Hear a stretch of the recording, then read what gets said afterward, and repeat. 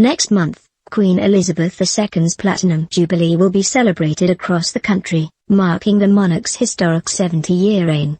Festivities will culminate in a special 4-day weekend from Thursday, June 2nd to Sunday, June 5th. Her Majesty is Britain's longest-serving monarch, having ascended the throne at the age of 25 in 1952. However, Elizabeth was not always destined for kingship. Her future as queen was cemented following the shock abdication of her uncle, King Edward VIII, who gave up the throne to marry Wallis Simpson, an American divorcee. Edward's abdication caused a constitutional crisis, changed the trajectory of the British monarchy and immediately transformed the lives of Queen Elizabeth and her family. Speaking on an episode of Podcast Royal last month, Robert Hardman, author of Queen of Our Times, The Life of Elizabeth II, claimed that Edward VIII's abdication completely shaped the Queen's reign and character.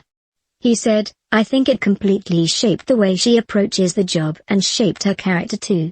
I mean, let's remember that this was someone who wasn't born to be queen in the same way her father wasn't born to be king. It happened after Uncle David, who became king as King Edward VIII, didn't last long and decided that his love life came before the throne.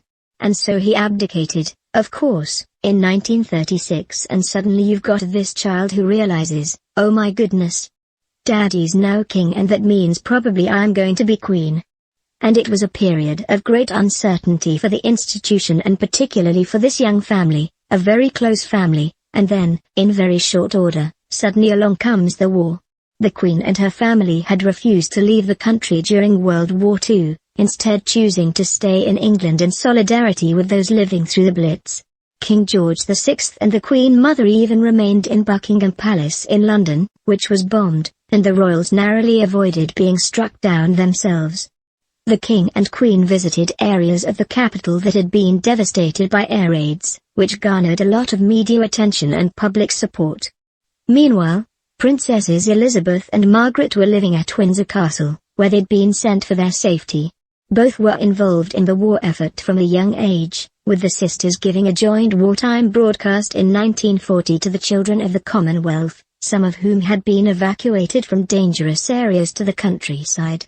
During the broadcast, the future Queen said, "Thousands of you in this country have had to leave your homes and be separated from your fathers and mothers.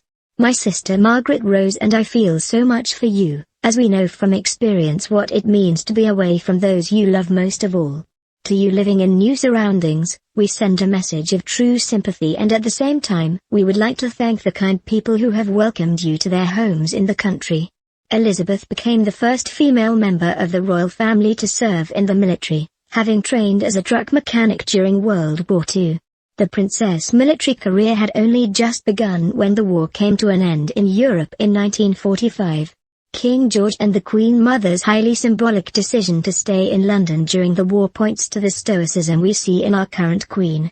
7 years after her first public broadcast, Queen Elizabeth II made her infamous speech committing her life to service.